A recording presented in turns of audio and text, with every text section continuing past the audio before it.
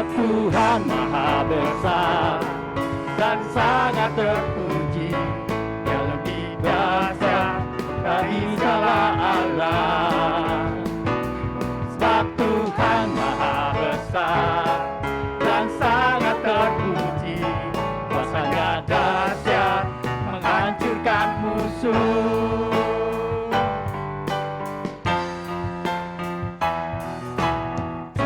Ceritakanlah kemuliaan-Nya di antara segala bangsa, dan perbuatan-Nya yang sungguh ajaib di antara suku bangsa.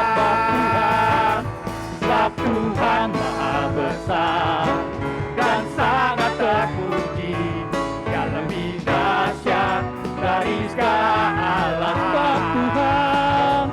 Sebab Tuhan Maha Besar dan sangat terpuji, kuasa-Nya dahsyat menghancurkanmu. Sekali katakan sebab Tuhan Maha Besar dan sangat terpuji, Dia lebih dahsyat dari segala Allah. Sebab Tuhan Maha Besar dan sangat terpuji, kuasa-Nya dahsyat menghancurkan musuh. Kuasa-Nya dahsyat, dahsyat, dahsyat menghancurkan musuh. Haleluya, berikan kemuliaan bagi Tuhan. Silakan duduk kembali kepada Ibu Saudara. Sekarang saya membuka ruang kesaksian kepada Bapak Ibu yang mau bersaksi selama perjalanan atau menjalani kehidupan selama seminggu ini. Mungkin ada hal-hal yang mau disaksikan kepada kita. Ada yang mau berbagi kesaksian? Haleluya, Tuhan Yesus baik ya. Bahwa saya yakin dan percaya kita semua merasakan ya berkat-berkat Tuhan ya yang luar biasa dalam kehidupan kita, bukan hanya bersifat berupa materi, tapi banyak hal-hal berkat-berkat rohani yang kita dapatkan ya melalui saudara, melalui teman-teman, melalui keluarga, bahkan berbagai macam hal. Sekarang tiba saatnya kita akan masuk di dalam kebenaran firman Tuhan. Kita nyanyikan satu pujian, Ku Tak Akan Menyerah.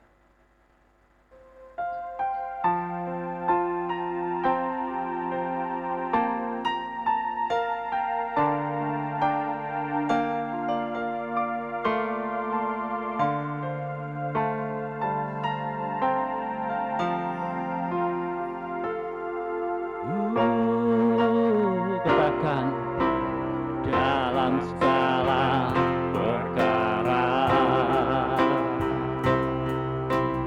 Tuhan punya rencana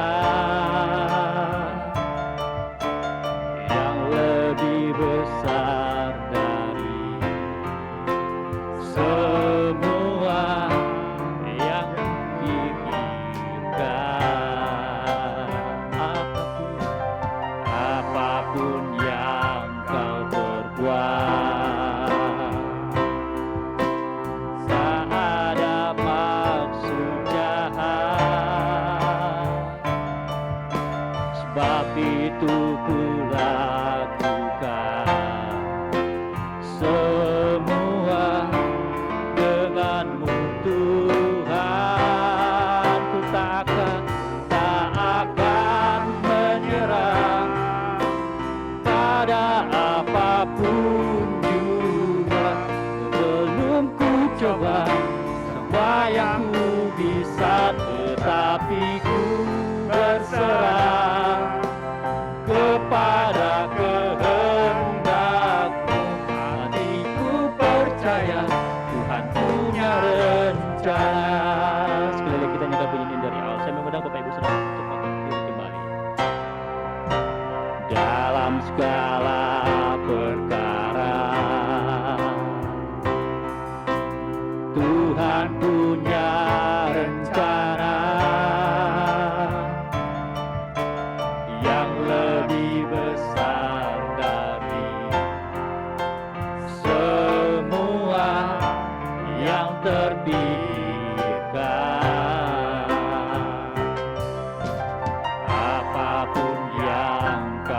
berbuat. Tak ada maksud jahat, sebab itu ku lakukan semua denganmu Tuhan. Ku tak akan menyerah pada apapun juga, sebelum ku coba semua yang ku bisa, tapi ku berserah kepada kehendak-Mu. Hatiku percaya Tuhan punya rencana. Ku tak akan menyerah pada apapun juga, sebelum ku coba semua yang ku bisa, tetapi ku berserah kepada kehendak. Hatiku percaya Tuhan punya rencana. Hatiku percaya Tuhan punya rencana. Hatiku percaya Tuhan punya rencana.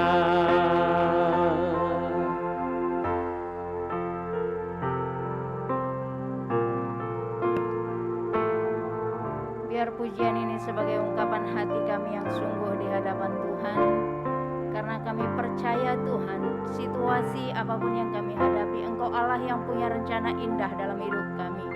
Oleh itu Bapa, tiba saatnya pagi hari ini kami mau merenungkan kebenaran-Mu, Roh Kudus yang berbicara dalam hati setiap kami, Roh Kudus yang memimpin hamba-Mu.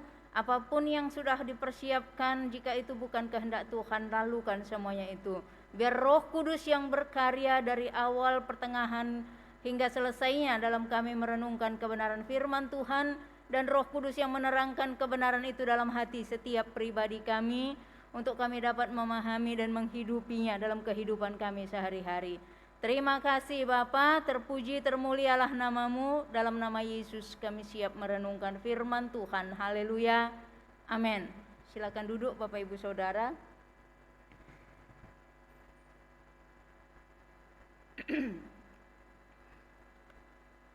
Shalom, selamat pagi.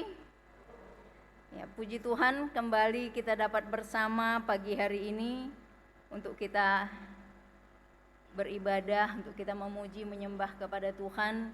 Kita masih diberikan kesempatan. Kita tahu banyak orang-orang atau bahkan saudara-saudara seiman kita yang pingin beribadah, tapi mereka mengalami banyak tantangan. Namun banyak juga di antara orang-orang percaya, ngakunya orang yang percaya sama Tuhan, yang sudah ditebus oleh darah Yesus, namun masih kompromi. Tidur masih enak. Ini udah masih jam berapa? 1001 alasan bisa kita berikan. Tapi bersyukur kalau pagi hari ini kita bisa ada bersama di tempat ini. Jadi tema yang diberikan kepada saya pada minggu ini mengenal identitasnya. Saya sempat merenungkan, karena kalau saya lihat di buku program, tema itu semua huruf besar. Jadi kalau saya merenungkan ini mengenal identitas siapa? Kalau kita melihat, dan bagaimana kita mengenal? Nggak mungkin kita mengenal seseorang sekali ketemu. Kan ada kemarin pas saya baca dari sepupu saya, dia bilang, ketika kamu pernah berbicara dengan saya tidak berarti kamu mengenal saya. Saya pikirkan iya juga. Banyak orang yang kita bisa berbicara, ketemu sekali pasti kita berbicara, atau ada urusan sesuatu pasti kita berbicara. Apakah kita benar mengenal dia? Tidak jaminan. Jadi bagaimana kita mengenal? Untuk apa kita mengenalnya? Jadi mengenal identitasnya. Saya melihat bahwa sudah Ini minggu ketiga kita bicara tentang identitas. Ayat tema kita minggu ini sebenarnya di Titus 2 ayat yang ke-9. Tapi saya akan bacakan untuk kita Titus 2 ayat 9 dan 10. Walaupun nanti kita akan renungkan dari ayat 1 sampai yang ke-10. Titus 2 ayatnya yang ke-9 dan 10, demikian firman Tuhan.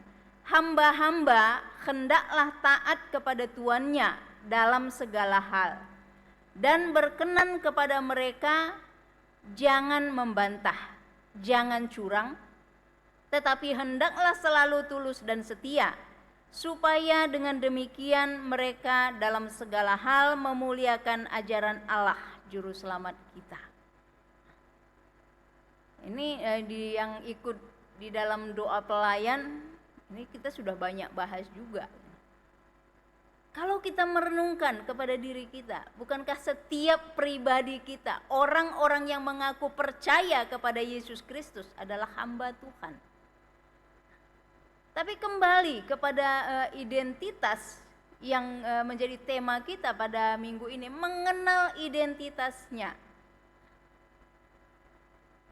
Saya katakan tadi sudah minggu ketiga kita berbicara tentang identitas. Pengertiannya, identitas kita di mata dunia, identitas kita di hadapan Tuhan.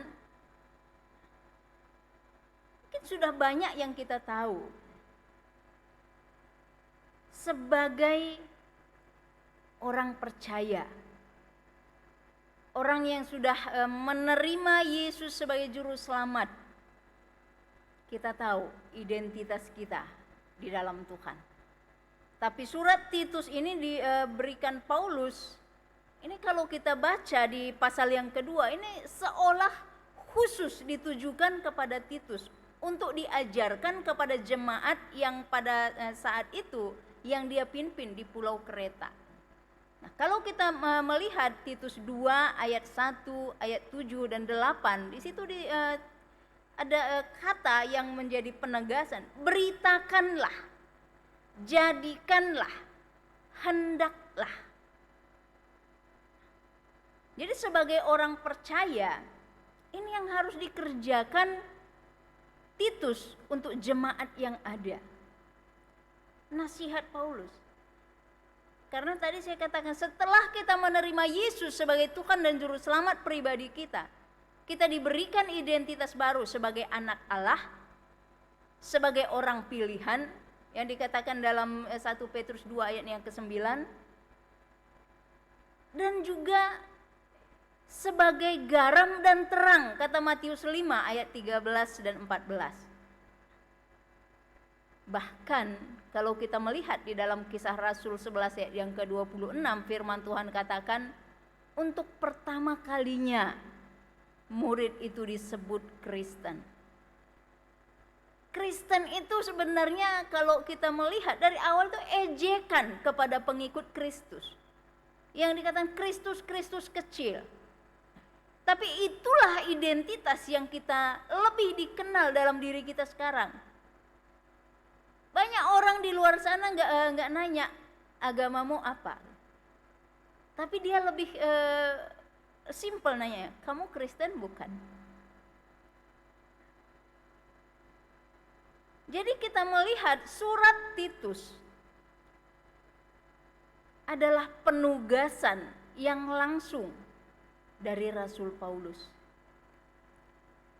Maka saya katakan Titus untuk pertama dia harus mengenal identitasnya sebagai hamba yang mempertanggungjawabkan tugas pelayanannya, kehidupannya kepada Tuhan. Untuk dia memberitakan, kalau kita lihat di ayat yang pertama, dikatakan ajaran sehat. Paulus katakan beritakanlah ajaran sehat. Karena kalau kita melihat, kenapa Paulus menegaskan hal itu? Kalau kita baca di dalam Titus pasal yang pertama, di ayat yang ke-10-11, di situ dikatakan bahwa jemaat itu sudah dikacaukan oleh ajaran-ajaran palsu, ajaran-ajaran sesat, oleh guru-guru palsu.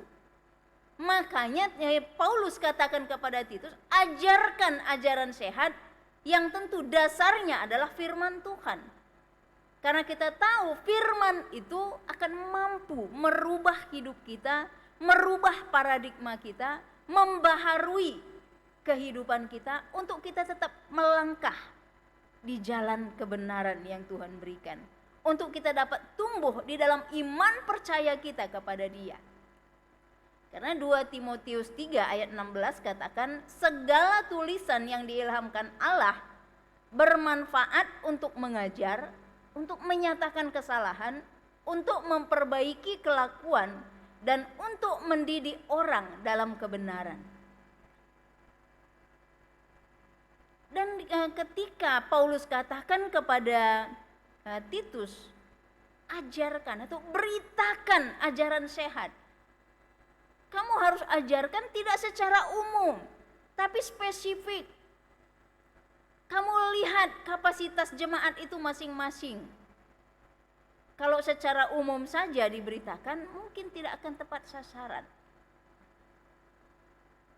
Karena itu, setelah Titus mengenal identitas pribadinya, dia juga harus mengenal identitas jemaat yang dia layani. Bukan saja seperti identitas yang Tuhan berikan.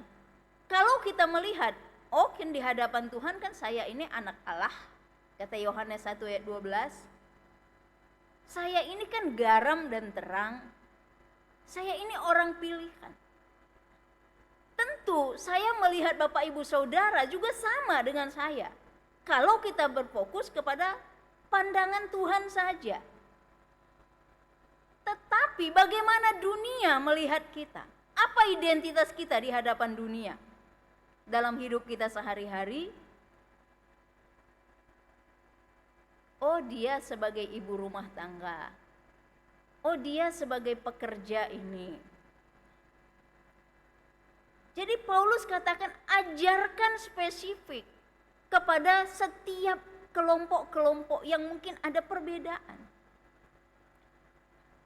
Karena itu kita tahu ada keberagaman identitas yang disebutkan di dalam Titus 2 ini. Yang juga sama di tengah gereja masa sekarang. Ada orang tua, ada orang muda, dan disebutkan juga ada hamba. Ada hamba tentu ada tuannya. Dan kesemuanya itu tergabung di dalam satu komunitas yang disebut gereja. Komunitas orang percaya. Jadi perlu mengenal identitasnya supaya ajaran sehat yang diberikan dapat menuntun jemaat itu hidup di tengah masyarakat. Karena kita belum naik ke surga, jadi kita masih berbaur dengan lingkungan yang berbagai macam. Supaya kita bisa hidup sesuai identitas kita yang Tuhan berikan. Bagaimana kita menghidupi identitas itu? Yang pertama, kalau kita melihat di dalam ayatnya yang kedua sampai yang kelima di dalam Titus 2 itu kita dikatakan di ayat yang 2, laki-laki yang tua hendaklah hidup sederhana, terhormat, bijaksana, sehat dalam iman, dalam kasih, dan dalam ketekunan. Demikian juga perempuan-perempuan tua, hendaklah mereka hidup sebagai orang-orang beribadah. Jangan memfitnah, jangan menjadi hamba anggur, tetapi cakap mengajarkan hal-hal yang baik. Kita melihat keberagaman dalam jemaat, kalau kita renungkan, sebenarnya itu kan kekayaan. Karena setiap orang punya pola pikir yang berbeda, punya pandangan yang berbeda ketika memberikan masukan satu dengan yang lain. Bukankah kita lebih diperkaya? Tetapi kalau keberagaman itu tidak dikelola dengan baik, juga bisa menjadi pemicu konflik yang sebenarnya dapat diantisipasi. Karena itulah nasihat Paulus supaya Titus ini mengajarkan jemaat yang berbeda itu sesuai dengan identitasnya masing-masing.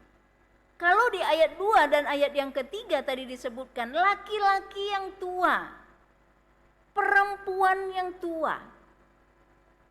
Ada pandangan mengatakan bahwa ini yang dimaksud adalah para penatua dan diaken-diaken perempuan. Tapi kalau kita melihat ke pasal 1, karena disebutkan di situ bahwa sudah ada keluarga-keluarga yang dikacaukan. Berarti ini berbicara di dalam keluarga, bukan karena gereja itu juga satu keluarga besar kita. Tapi saya melihat ini lebih spesifik kepada usia. Jadi saya menyebutnya laki-laki tua dan perempuan tua yang disebutkan di sini adalah orang tua. Dan kita tahu komunitas terkecil di dalam masyarakat itu adalah keluarga. Kalau keluarga, di dalam satu keluarga itu orang tua bisa memberikan contoh hidup. Bagaimana sebagai pengikut Kristus, kita yang sudah diberikan identitas anak Allah, orang pilihan, garam dan terang. Tapi ketika kita melihat secara real, orang tua itu kan biasanya lebih sensitif, mudah tersinggung, pingin diperhatikan, banyak masukannya. Kadang ada yang fokus kepada kesuksesannya masa lalu, dia ingin bawa kepada sekarang. Dan kadang tidak nyambung dengan anak-anak muda, tapi dia ingin diikuti. Banyak faktor memang yang membuat hal itu. Saya pernah ngobrol dengan satu anak muda. Saya katakan kepada dia, karena saya tahu dia punya masalah, dan saya katakan, orang tua kita kan beda generasi dengan kita. Mungkin cara dia dulu dididik oleh orang tuanya berbeda juga dengan kita.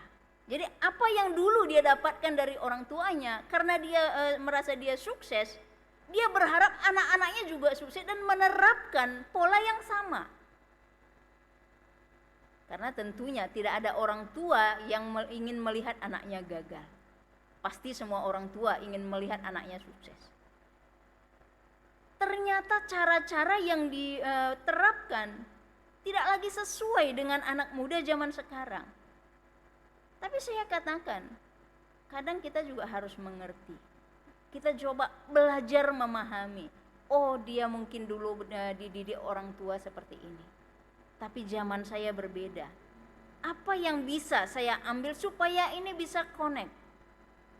Dan kadang memang tidak mudah. Makanya kalau kita melihat nasihat Paulus kepada Titus, ajarkan ajaran sehat supaya orang tua itu dikatakan tadi dia bisa hidup bijaksana sebagai orang percaya, sebagai anak Allah. Posisinya dalam keluarga sebagai orang tua, mungkin dia orang tua yang sudah lanjut usianya.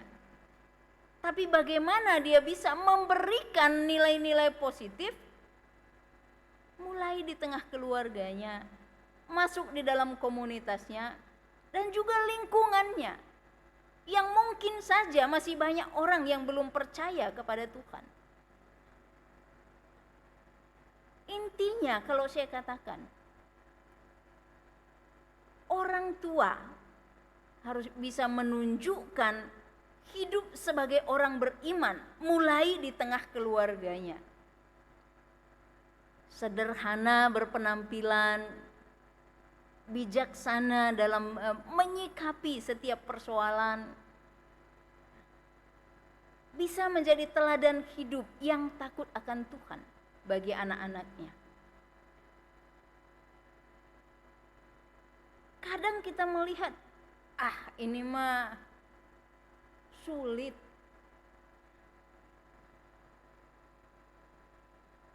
Tapi saya percaya kalau kita mau sebagai orang tua, pasti bisa, karena bukan dengan kekuatan kita. Tapi jangan juga katakan, wah anak saya sulit dikasih tahu, biarin aja, nanti kan dia juga ngalami. Orang tuanya, kalau saya bilang salah. Karena anak itu juga harus dipersiapkan. Mungkin kita pernah dengar anak pendeta, bahkan teman saya dulu anak majelis, jadi bukan saja anak pendeta. Dia katakan, kalau bapak saya lagi di gereja, luar biasa. Jadi lebih baik kita tinggal di gereja saja. Saya percaya Bapak Ibu Saudara dapat poinnya. Jadi kalau kita orang tua berbeda, kita tampil di depan umum dengan di depan keluarga kita. Anak-anak kita yang pertama akan melihat hal itu. Sikap dan perilakunya harus sama, baik dia ada di rumah maupun di depan umum, di dalam komunitas, di gereja, di dunia pekerjaan dia. Jangan tunjukkan bahwa kita ini, oh kan aku di sini bos. Mungkin iya, tapi sebagai orang percaya, sebagai identitas kita yang Tuhan berikan, garam dan terang, harusnya kita bisa menunjukkan teladan hidup sebagai orang tua kepada anak-anak. Kalau orang tua, kalau saya katakan dia bisa mengasihi anak-anaknya, dia bisa tetap berjalan dalam firman Tuhan karena dia tahu Tuhan yang melihat dia. Amsal 15 ayat 3 katakan, mata Tuhan ada di segala tempat, mengawasi orang baik dan orang jahat.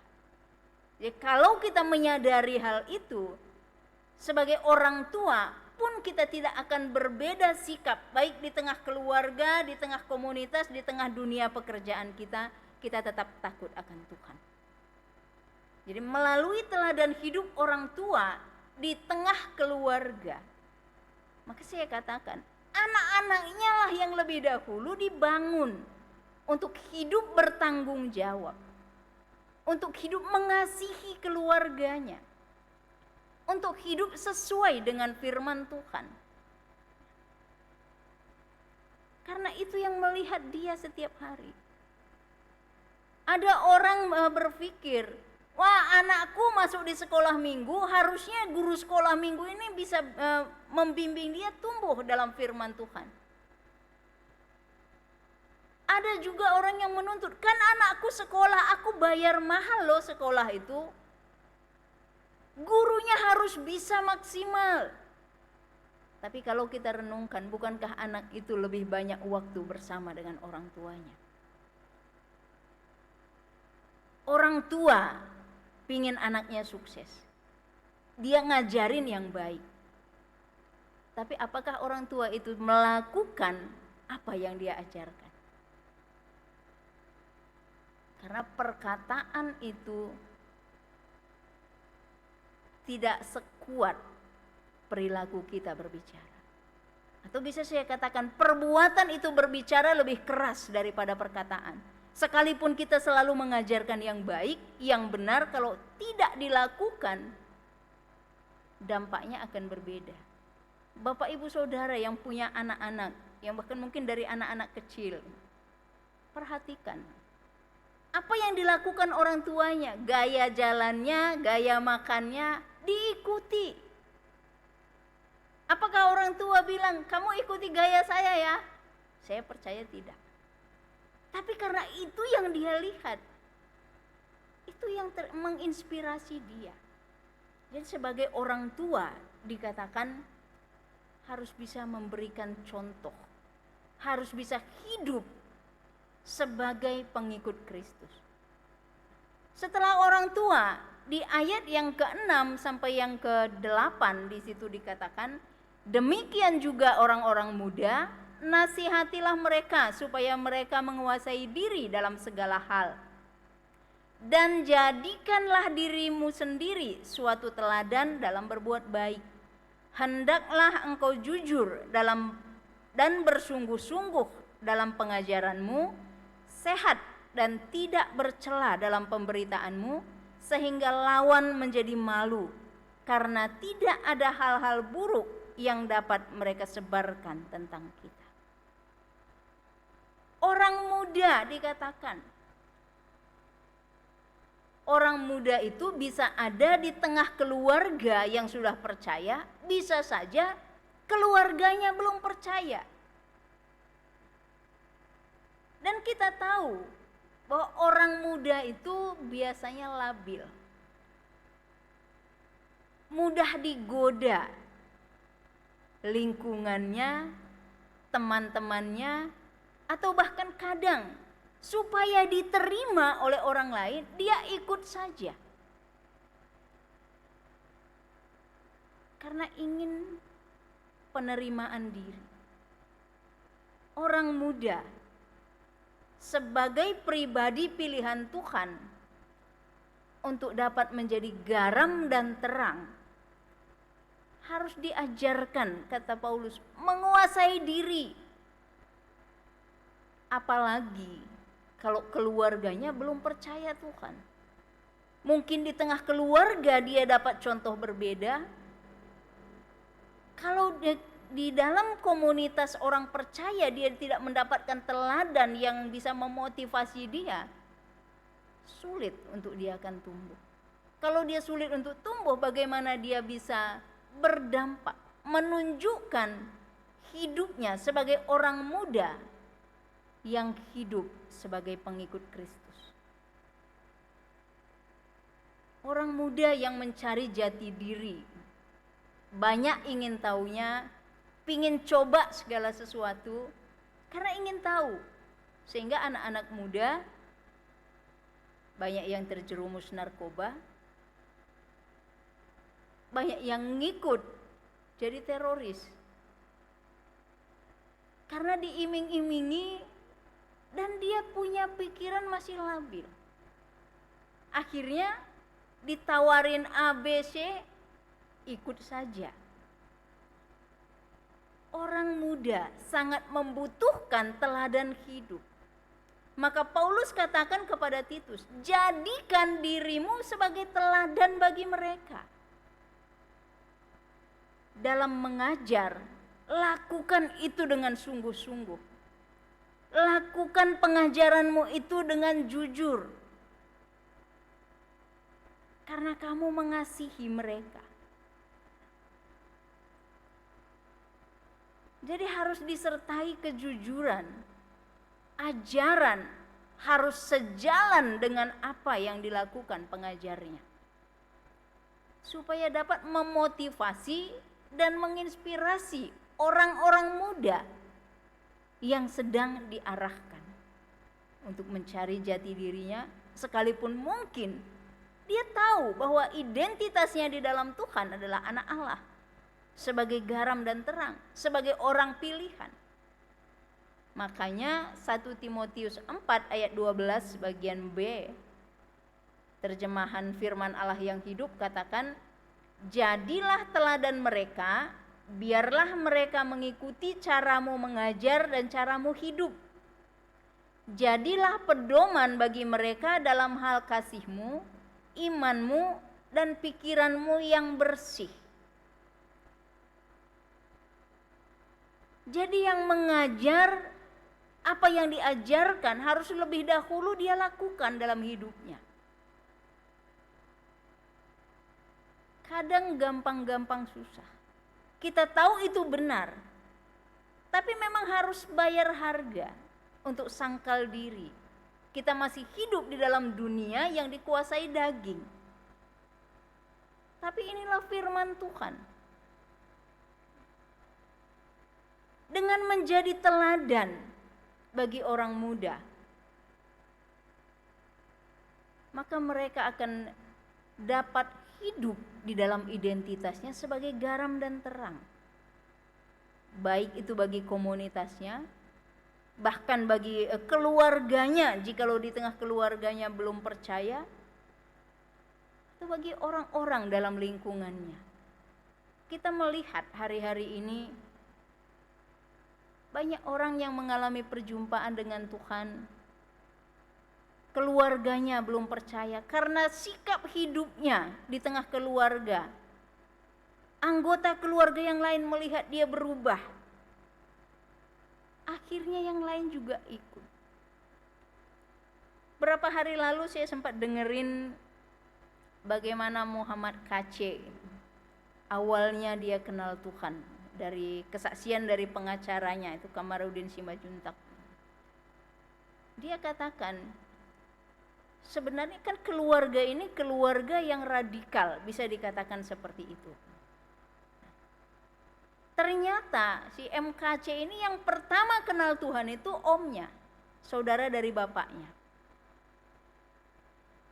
Karena mengalami kesembuhan ketika ada hamba Tuhan yang layani. Bersama dengan bapaknya yang sudah lama sakit-sakitan, sudah berobat kemana-mana tidak sembuh, ketika didoakan seorang hamba Tuhan, sembuh. Nah, omnya ini mulai ikut Tuhan. Ketika si MKC pulang, dia juga penasaran. Tapi dia lihat buktinya, orang tuanya sehat. Akhirnya dia belajar dan ikut Tuhan. Diusir dari kampungnya. Karena kita tahu wilayah Jawa Barat memang masih ya lumayan tertutup. Ketika istrinya pulang dari Arab, dikatakan istrinya minta cerai.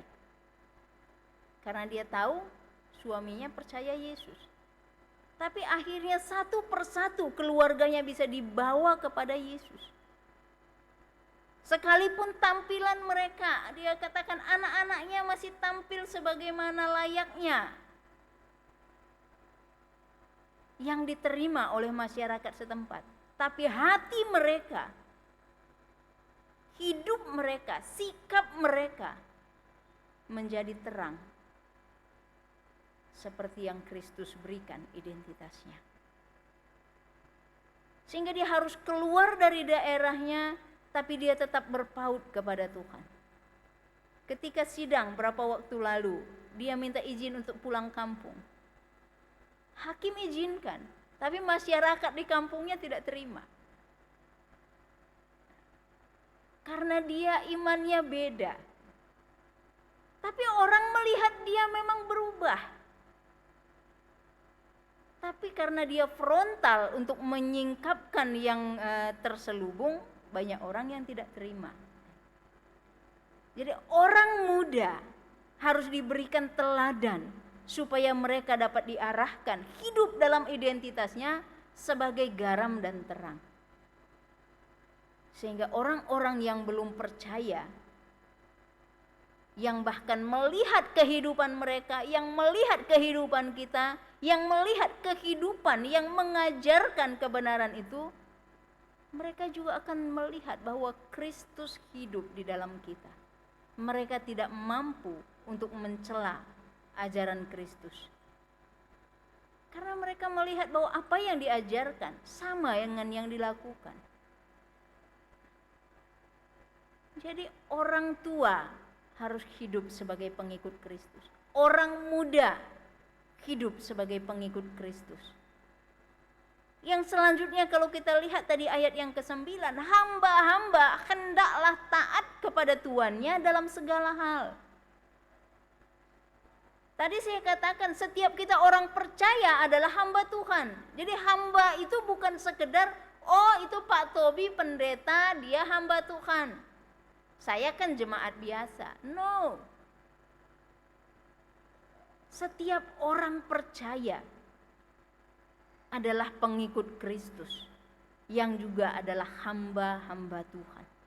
Tapi ayat ini tidak berbicara hanya sekedar hamba Tuhan, tapi dikatakan hamba-hamba hendaklah taat kepada tuannya dalam segala hal. Dan di sini kita melihat yang dimaksud adalah tuan di dunia. Jadi bagaimana kita sebagai pengikut Kristus hamba kepada Tuhan di dunia harus hidup dalam identitas kita sebagai anak Allah, sebagai garam dan terang. Mungkin kalau kita melihat, oh kan bos saya juga orang percaya, kita satu gereja, kita kan sama-sama anak Allah, kan dia juga harus jadi garam dan terang, kan identitasnya juga itu. Mungkin kita bisa melihat hal yang sama, tapi tidak berarti kita bisa bertindak sembrono. Kita bertindak semau kita. Oh kan kita sama-sama anak Allah. Tetapi sekalipun demikian, firman Tuhan katakan kalau engkau sebagai hamba, kalau engkau sebagai karyawan, kalau engkau sebagai pekerja, harus bisa juga menunjukkan identitasmu sebagai anak Allah, bersikap, dikatakan di sini taat dalam segala hal kepada tuannya, kepada atasannya, kepada pimpinannya. Wah, ini berat. Aturan-aturan yang bos saya buat ini sudah keterlaluan. Apakah ada batasannya ketika firman Tuhan katakan taat dalam segala hal? Kalau saya katakan, kalau itu sudah bertentangan dengan firman Tuhan, minta hikmat Tuhan. Kita berdoa bagaimana caranya supaya kita tidak melakukan hal itu. Bukan dengan kekuatan kita sendiri, bukan secara kita frontal, wah di gereja nggak boleh begini. Apalagi kita ketemu Tuhan di dunia, bukan anak Tuhan. Doakan dia. Percayalah Tuhan punya segala cara. Kalau Sadrak, Mesak, dan Abednego yang minggu lalu kita sudah dengar, dia bisa katakan, sekalipun Allah kami tidak menolong kami tidak akan menyembah patung yang Tuhan kudirikan. Berani bayar harga sekalipun diperhadapkan dengan maut. Tapi akhirnya kalau kita melihat di dalam Daniel pasal 3 itu, bukankah Raja Nebukadnezar akhirnya mengatakan, siapa yang menentang Allahnya Sadrak, Mesak, dan Abednego, rumahnya akan diruntuhkan. Intinya perintah baru yang dikeluarkan karena Sadrak, Mesak, dan Abednego tetap setia kepada Tuhan, tetap taat kepada identitasnya. Nebukadnezar sebagai raja pun bisa Tuhan ubah untuk membuat aturan yang baru. Jadi kalau kita melihat dalam ayat ini bicara, kalau saya katakan tentang hamba di dunia, Tuhan di dunia, yang mungkin saja dia sudah menjadi pengikut Kristus atau tidak. Tapi hamba itu dikatakan, kalau kita melihat di sini, hamba sebagai pengikut Kristus, karena surat ini diberikan kepada Titus untuk melayani jemaat di Kreta. Jadi hamba ini mungkin dia posisinya sebagai hamba. Kalau bahkan dulu kalau kita melihat sebagai budak. Tapi karena dia sudah percaya Yesus, di hadapan Tuhan identitasnya anak Allah. Tapi dia harus tetap menunjukkan bagaimana dia hidup sebagai pengikut Kristus. Dia harus taati aturan yang Tuannya buat, bukan sekedar untuk menyenangkan tuannya di dunia, tapi karena dia tahu dia lakukan untuk Tuhan. Sehingga aturan-aturan yang ada dia taati, tugas dan tanggung jawabnya dia lakukan dengan sepenuh hati, dengan tulus. Dan dikatakan jangan membantah, tidak mencari pembenaran diri, tidak cari alasan, wah kan itu bukan aku yang salah. Tapi bagaimana sikap hati kita tetap benar di hadapan Tuhan sebagai pengikut Kristus.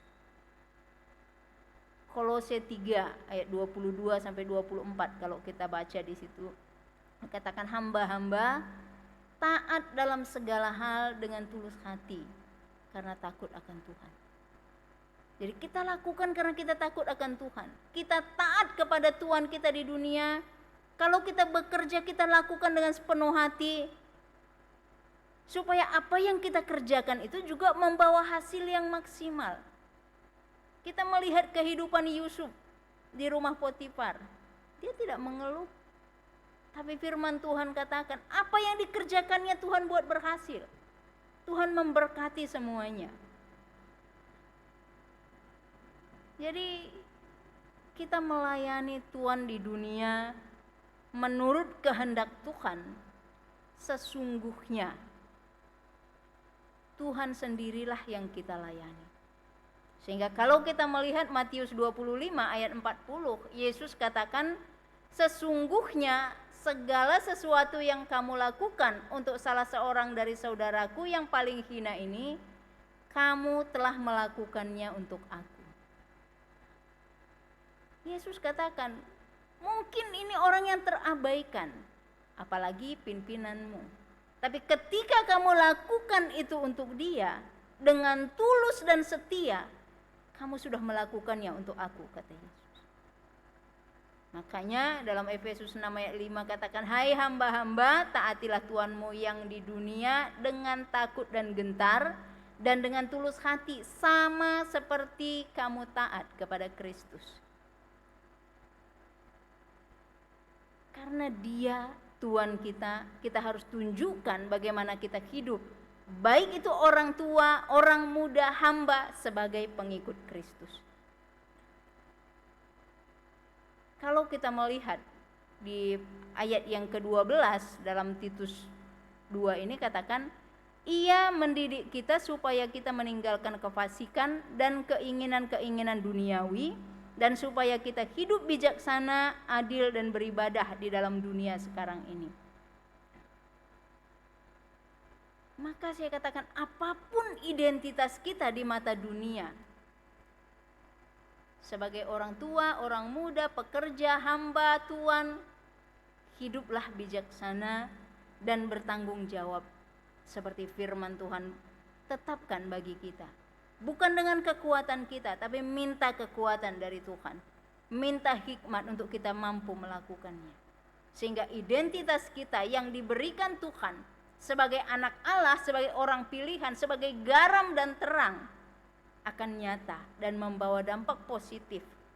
Baik itu bagi komunitas kita, bahkan juga bagi lingkungan di mana kita berada, lingkungan kerja kita, sehingga mereka pun akan dibawa kepada pengenalan yang benar akan Yesus sebagai Tuhan dan Juru Selamat.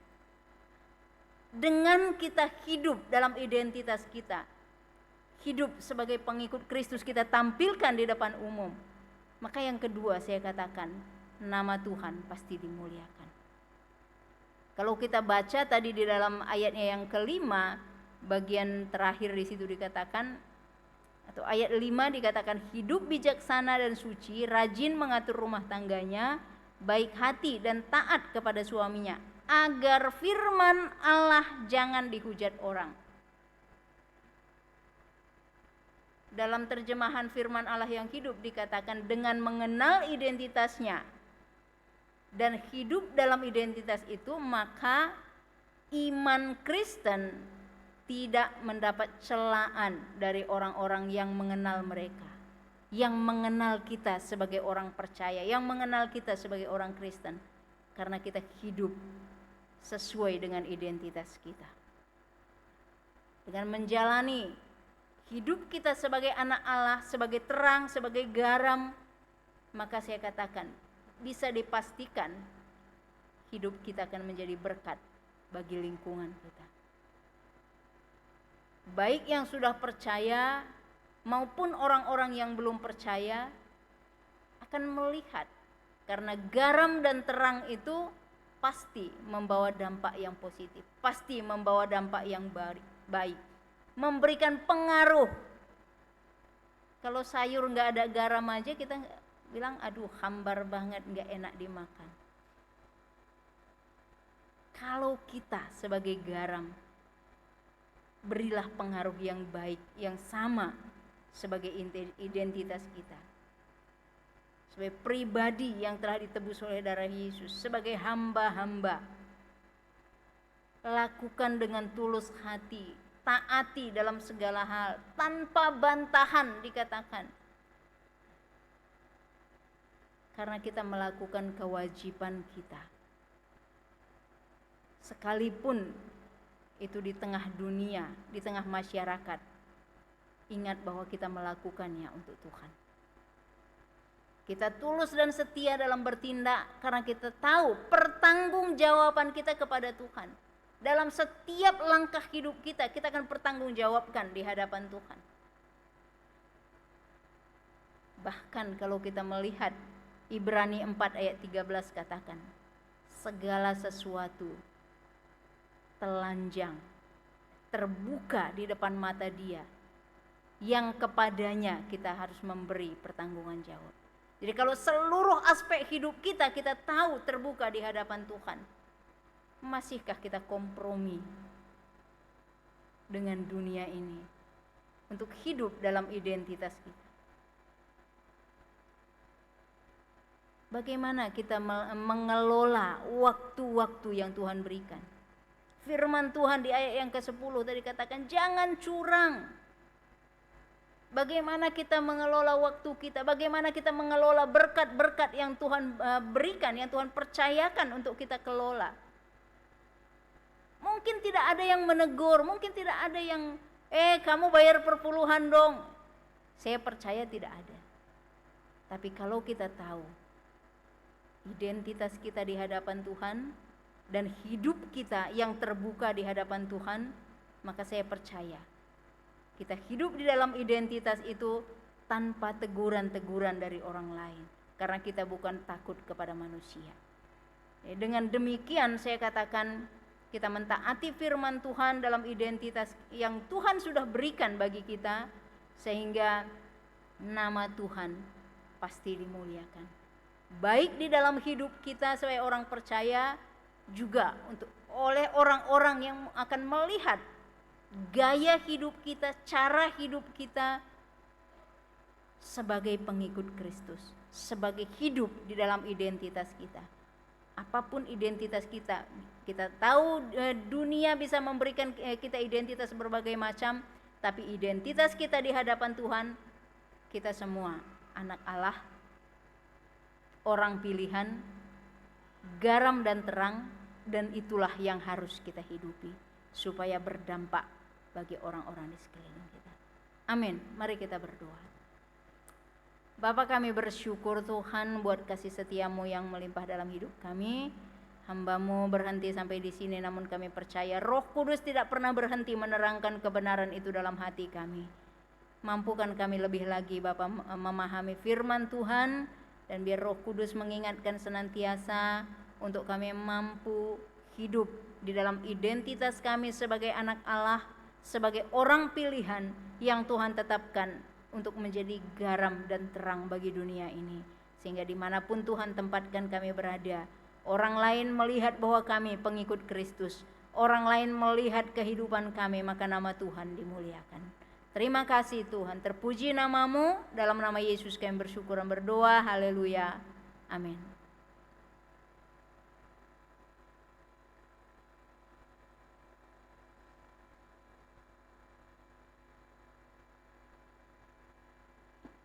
Ada amin buat firman Tuhan.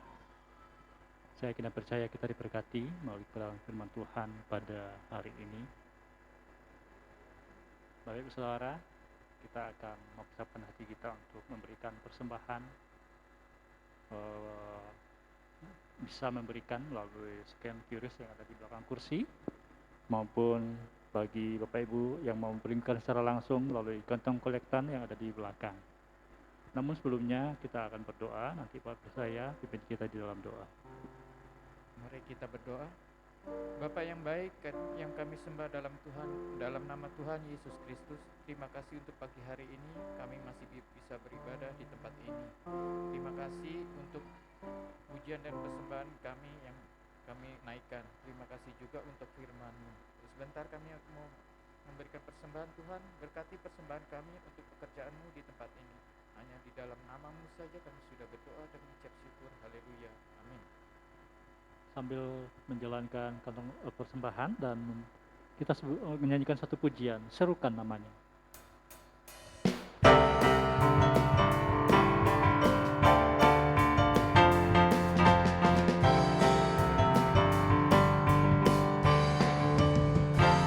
Tuhanku. Tuhanku maha besar, Tuhanku maha kuasa, Raja segala raja. Nyatakan terkoyakkan, nyatakan terkalahkan, Dia hidup dan berkuasa. Serukan namanya, Yesus Tuhan Raja, segala kuasa tunduk dalam namanya. Ya luar biasa, perkasa mulia, Yesus nama di atas segala nama. Serukan namanya, Yesus Tuhan Raja, segala kuasa tunduk dalam namanya. Ya luar biasa, perkasa mulia, Yesus nama di atas segala nama. Yesus nama, Yesus nama di atas segala nama. Yesus nama, Yesus nama di atas segala nama. Terima kasih buat persembahannya. Tuhan Yesus memberkati. Sekarang tiba saatnya kita akan mendengarkan warta jemaat.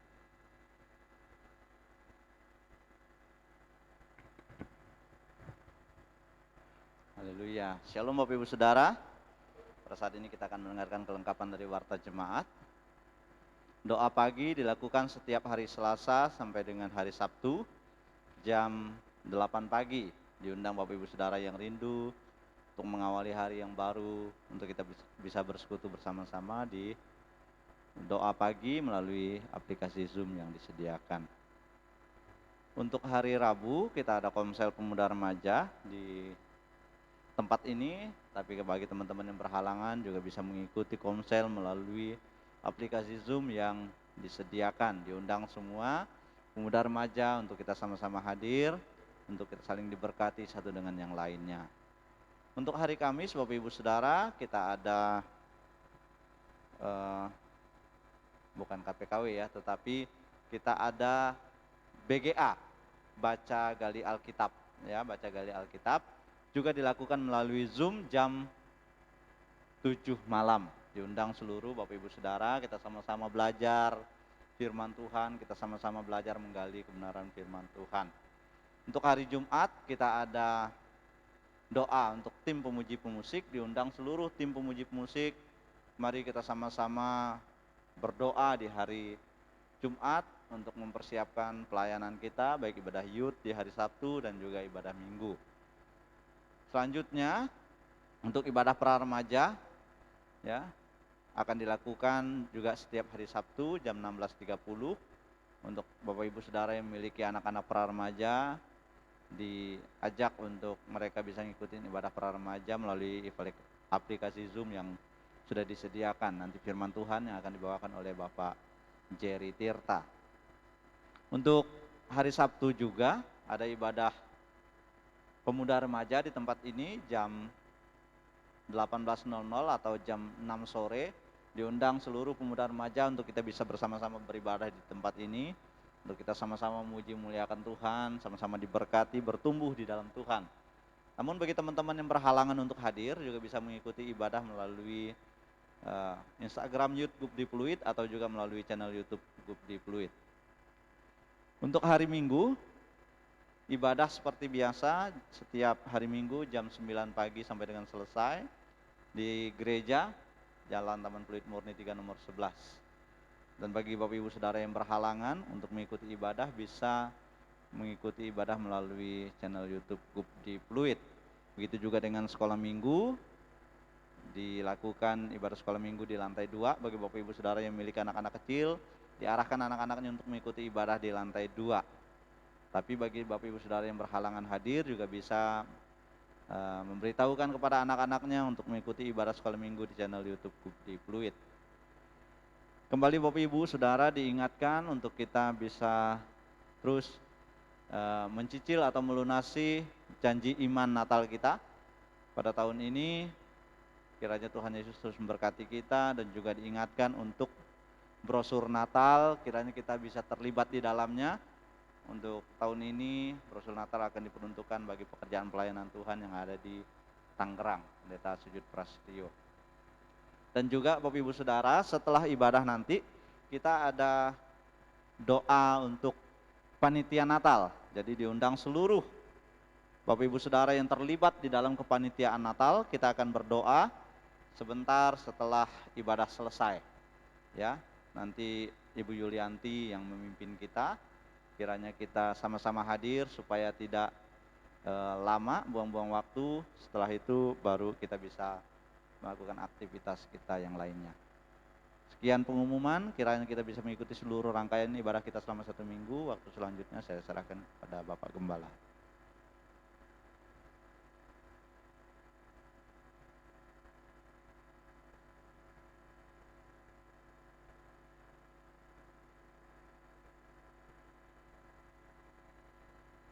Terus dibekali firman Tuhan dengan identitas ya.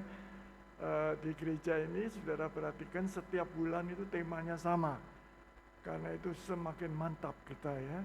Jadi dari 4 minggu dengan tema yang sama setiap bulan. Nah, bulan ini identitas.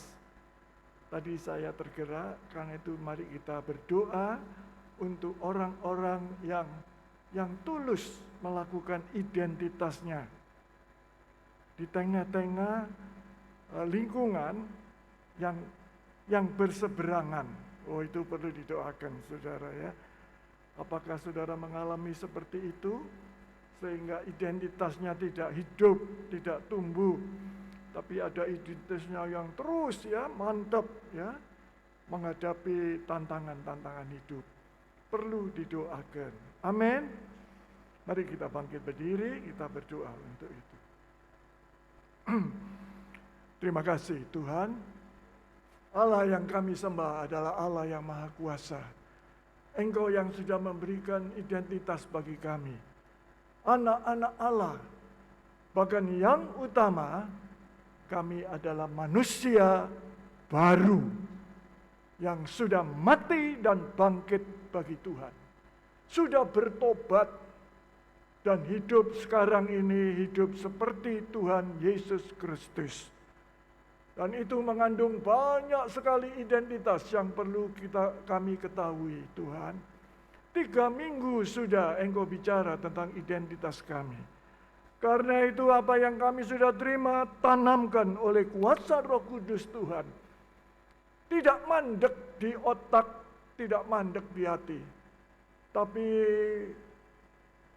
terpancar di dalam kehidupan ini, dirasakan oleh orang-orang sekitar kami, dialami oleh orang-orang sekitar kami, berpengaruh kepada lingkungan kami.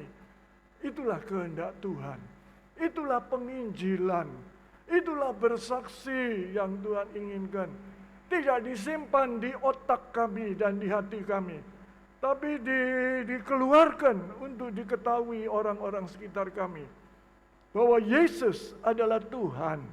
Yesus Tuhan yang Maha Kuasa, pencipta langit dan bumi, dan yang bagi Dia kami tidak ada yang terselubung. Segala perbuatan kami tertampak dalam kehidupan karena Yesus Allah yang menciptakan kami semua. Terima kasih Tuhan. Kami berdoa untuk orang-orang yang kami sebut. Kiranya Tuhan Roh Kudus terus melindungi mereka, menguatkan mereka. Karena janji Tuhan ketika kami hidup melakukan firman Tuhan, Engkau akan menyertai kami sampai akhir zaman. Engkau sendiri akan menyertai kami. Ketika firman-Mu diberitakan, Engkau sendiri akan menyertai firman-Mu. Sehingga setiap orang yang mencela akan ditaklukkan oleh kuasa dari tempat yang maha tinggi. Bahkan banyak sekali kami bisa menyaksikan orang yang mencela itu pada akhirnya akan ikut Tuhan Yesus. Karena itu kami berkata, kami bersyukur kalau kami dicela, karena yang mencela itu akan ikut Tuhan. Kalau seorang tidak dicela orang lain, tidak dapat jiwa Tuhan. Karena itu belajarkan kami untuk hidup berani, bertanggung jawab. Karena Allah turut bekerja di dalam hidup ini. Tidak disimpan karena takut, tidak disimpan karena malu, tidak disimpan karena masalah-masalah lain. Tapi diekspos di dalam hidup ini. Kebenaran itu akan berbicara sendiri. Kebenaran itu akan berkuasa menaklukkan orang-orang di sekitar kami. Terima kasih Tuhan. Jadilah seperti kehendak-Mu. Dan kami doakan seluruh rangkaian acara sepanjang minggu ini, khususnya BGA hari Kamis jam 7 malam. Kami doakan jemaat Tuhan suka firman Tuhan. Kalau belum suka, kiranya Roh Kudus memberikan kesukaan itu. Ingatkan kesukaan itu, karena itulah yang menghidupkan kami di bumi ini dan di surga pada waktunya. Segala puji syukur kami naikkan kepada Tuhan. Kami percaya Tuhan sudah memberkati kami lengkap, sehingga saatnya kami pulang, kami membawa berkat Tuhan. Mari kita terima berkat Tuhan. Tuhan memberkati dan melindungi engkau. Tuhan menyinari engkau dengan wajah-Nya dan memberi kasih karunia. Tuhan menghadapkan wajah-Nya kepadamu dan memberikan damai sejahtera. Jemaat kepunyaan Tuhan yang kukasihi, terimalah berkat Allah, kasih karunia Tuhan Yesus Kristus, kasih Allah dalam persekutuan dengan Roh Kudus menyertai engkau semua siang hari ini sampai selama-lamanya. Amin. Kemuliaan Tuhan atas kita, tangan kasih-Nya menuntun kita, kebajikan, kemurahan selamanya, sampai kita bertemu lagi.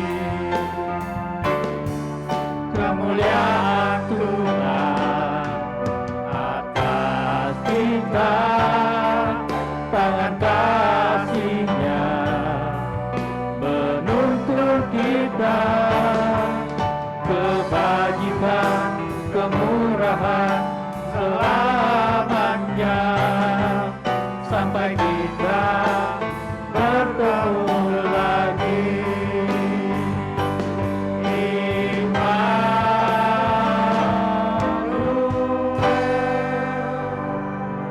Silakan duduk kembali Bapak Ibu Saudara untuk saat teduh dan selamat hari Minggu.